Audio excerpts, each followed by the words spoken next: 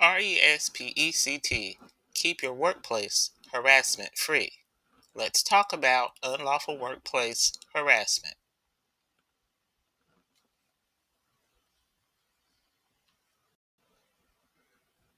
All employees have the right to work in an environment that is free from harassment and retaliation.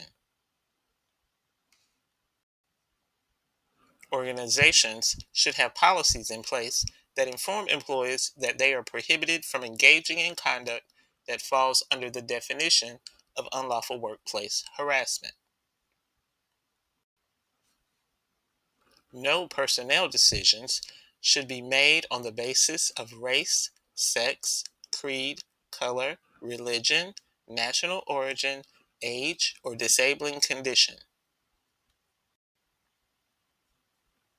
When a supervisor or manager learns of any action which may constitute unlawful workplace harassment, he or she is required to provide that information to the Human Resources Director.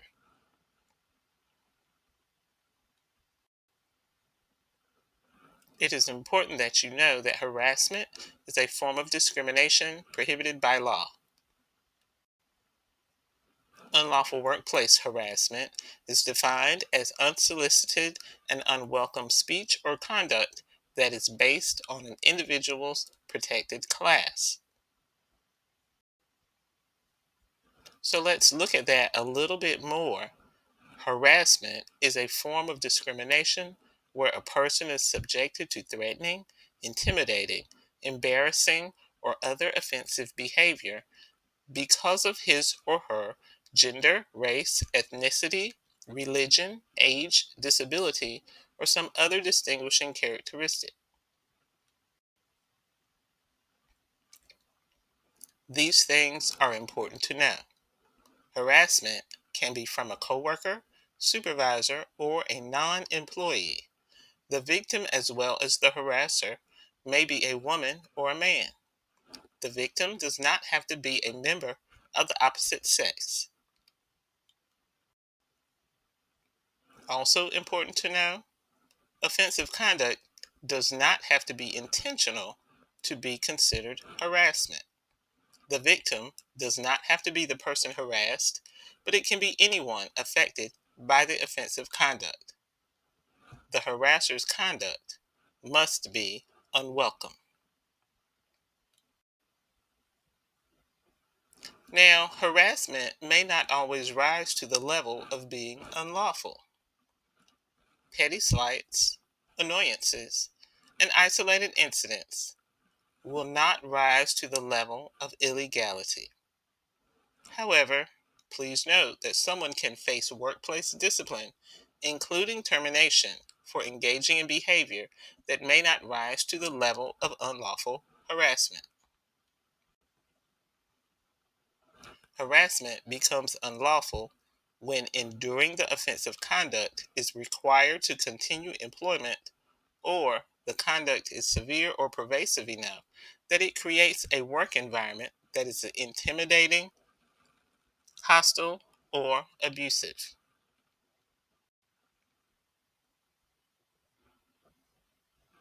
These things can be considered offensive conduct.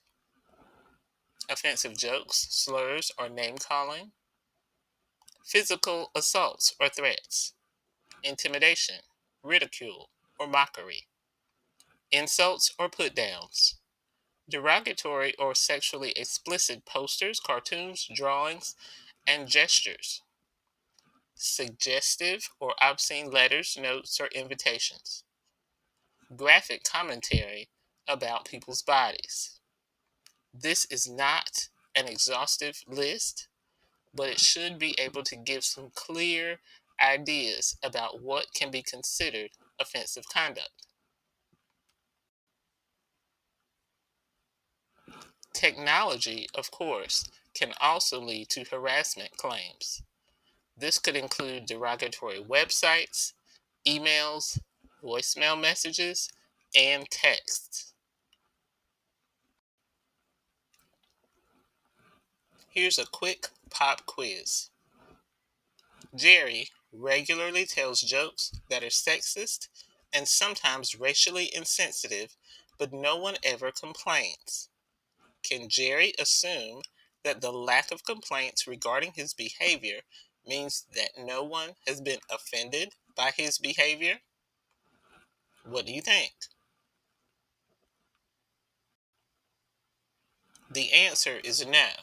An individual may indicate offense by remaining silent.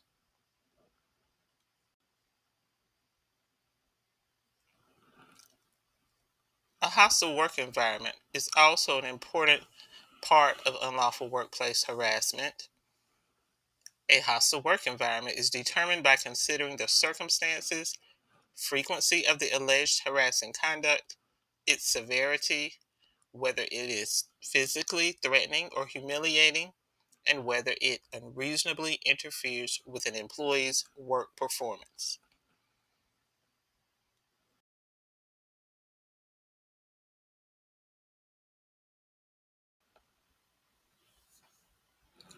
Let's talk about retaliation.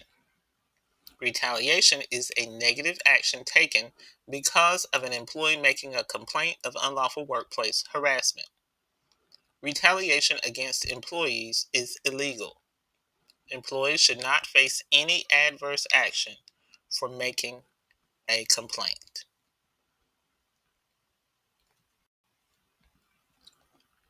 Employees are within their rights to file a complaint, and they should not be punished for doing so. The law prohibits retaliation. Here is another quick quiz question. Sarah is in the employee break room when she overhears Carol and Tom exchanging culturally insensitive jokes. Offended by their conduct, Sarah asks them to stop. Tom replies, "It's not like we are talking about you. You have no right to listen in on our conversation anyway." Could Sarah consider Carol and Tom's jokes harassment? The answer is yes. Again, the victim does not have to be the person harassed. It can be anyone who is affected by the offensive conduct. In addition to the unlawful workplace harassment policy, there should also be a complaint procedure. This will allow any employee who may want to make a complaint to be clear on what steps they should take. We will now review a sample complaint procedure. Any employee or former employee who feels that he or she has been the victim of unlawful workplace harassment in violation of the unlawful workplace harassment policy may file a complaint. This particular complaint procedure has alternatives that are listed. The first alternative states the employee can tell the person who is offending him or her that the behavior is offensive and they should stop. Employees are not required to complain first to the person they believe is harassing them. Alternative 2 states the employee can notify the immediate supervisor of the situation. The immediate supervisor is responsible for investigating the situation and taking corrective action. Alternative 3. If the harassment is coming from an immediate supervisor, the employee can report the situation to the department head. The department head is responsible for investigating the situation and taking corrective action. If the harassment is coming from the department head, report the situation to the Human Resources Director. Alternative 4. If at any point in the process the employee prefers to do so, he or she may report the situation directly to Human Resources, who will investigate the situation and take immediate and appropriate action. It is important for employers to know that they have a duty to investigate complaints and afterwards take appropriate action. The complaint may or may not be verified. Appropriate action will vary depending on outcome of the investigation. The severity of the conduct, as well as the past history, can also be contributing factors.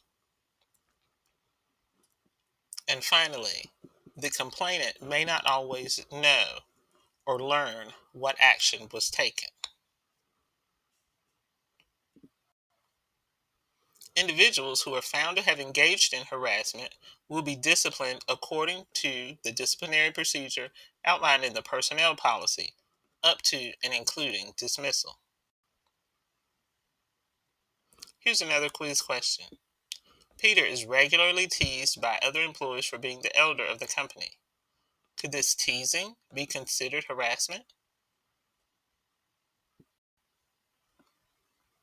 Yes. Employees age 40 and over are protected against harassment based on their age. If the teasing is frequent and severe enough to create a hostile work environment, it would be considered unlawful workplace harassment.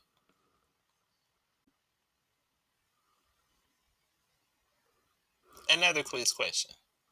Brooke and Mike are employees who dated for 6 months. Mike breaks up with Brooke, and she is devastated. She plans to win Mike back. Brooke frequently stops by Mike's station at work to ask if they can get together and talk about their relationship. She also leaves notes and letters for Mike reminding him of the good times they shared. Mike has repeatedly told Brooke that he wants to have a good relationship with her, but he does not have romantic feelings for her. Could Brooke's behavior be considered harassment? The answer is yes. If Brooke's behavior is unwanted and unwelcome, it could be considered unlawful workplace harassment. Everyone should be reminded that an unlawful workplace harassment policy is a two-way policy. What that means is that it can work for you or it can work against you. If you are the person who is on the receiving end of some bad behavior, some inappropriate words, inappropriate deeds, inappropriate touching, anything of that sort in the workplace, and you are on the receiving end, this particular policy can work on your behalf to provide some level of protection for you. However, if you are the person who is putting that type of stuff, that type of offensive conduct out into the atmosphere, this policy can work against you. The goal, of course, is respect. When different types of people work together, it is important to develop a culture of respect. We can all do our part in making that happen.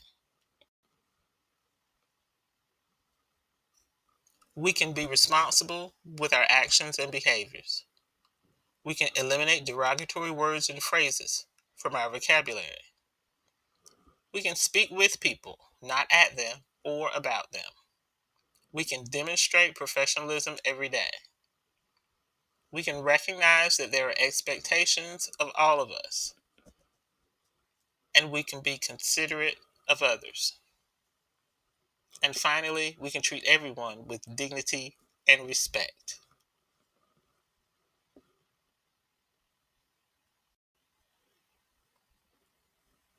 So, again, it is very important to acknowledge that harassment has no place within our workplaces, and we should all strive to demonstrate RESPECT and keep our workplaces harassment free.